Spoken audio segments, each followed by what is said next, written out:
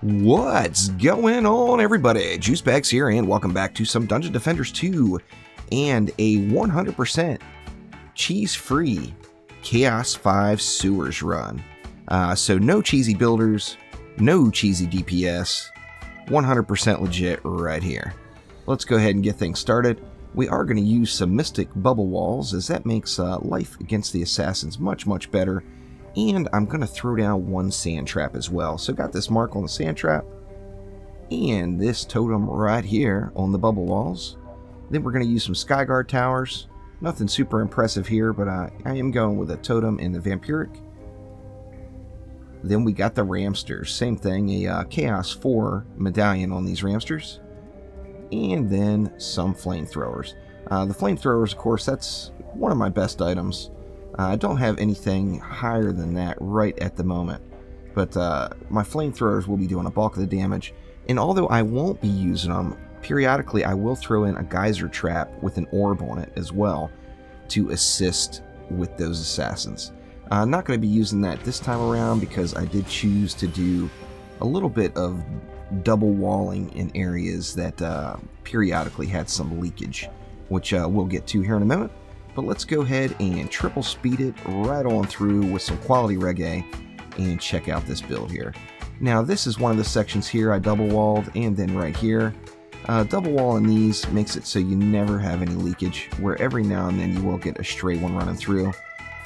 3 sky guards, 1 on the south, 2 on the north end, and then some ramsters. Trying to get the ramsters back far enough. I do have the range shard on those. Getting them back far enough where they're not an issue, because the ramsters do still kind of seem to have some funny aggro. They say that the aggro on defenses is all equaled out, but it seems like ranged mobs will take shots at ramsters a lot quicker than they will at flamethrowers or any other defenses. And then, of course, the meat of the build, the flamethrower. Oh, the flamethrower. I'm glad one of the defenses I was excited about turned out to be decent. And I kind of like doing the totem and vampiric build with the flamethrower. However, you can be just as effective going with a medallion type build as well. Going to be DPSing on the apprentice, and as you see here, it's my little assassin killing zone. Through the beginning waves, the assassins aren't really too much of a problem, but once you get to, say, like wave 3, you can have like 5 of them, and then that's where things could get a little tricky. Of course, we got the next update coming to Trials next week. I was actually going to do a ton of Chaos 4 builds this weekend and Chaos 3 builds to show everyone kind of what I was doing. However, that's not really going to be necessary, as with this update coming next week, it's going to change what you would want to do for all those builds. So I would have to redo those videos again. Now, in between waves, as you see here, just making sure the walls stay healthy. Ideally, I want to get those sky guards upgraded, the flamethrowers upgraded to at least tier 2, but every wave I want to try to get upgrades into the walls, where just like, you know, any other challenging time during Dungeon Defenders 2, or Dungeon Defenders for that matter, strong walls can be the solid basis to any build, because if your walls hold up, as you see one of mine didn't there, but if your walls do hold up, then it makes life much, much easier for all the rest of your defenses. Now, I did switch on this one. I was going full mana bomb on the apprentice, and going full mana bomb, the siege rollers you burn pretty quick because the mana bomb crits were in the like 2 and 3 million zone. However, I got rid of that, as I find the mana bomb just takes so long to cast, and Chaos 5 is really all about the assassins. So since the mana bomb takes so long to cast, it's not as effective as I would like it to be against the assassins. Now, I still do use a couple of mana bombs here and there, but it's rare that you can get that much of a cast time off. And as you see, I get 5 assassins here on me on this wave, and you know, you're gonna have some deaths.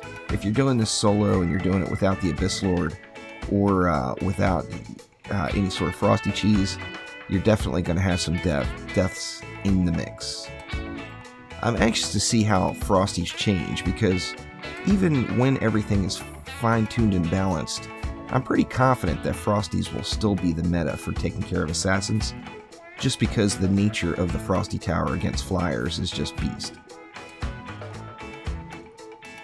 I think down the road, once everything gets balanced and dialed in, though, it may end up taking 4 or 5 Frosties to get the job done that one Frosty does right now.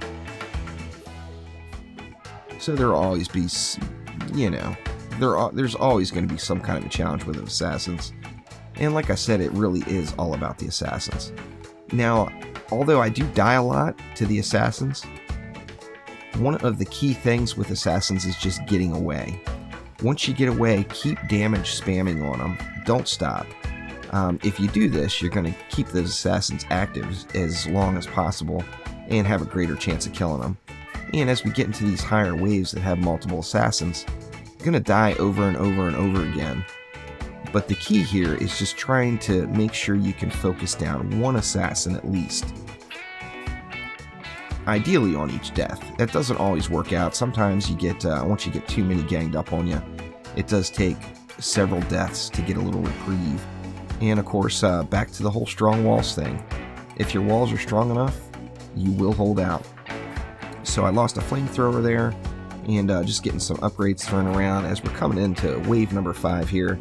And this, of course, is where the real challenge is, as wave 5 can be just really brutal with the assassins, and depending on what bosses you get from what lanes and how strong your walls are, sometimes you're not always going to have enough time to deal with them all before going over to deal with the bosses and hopefully salvaging your almost dead walls.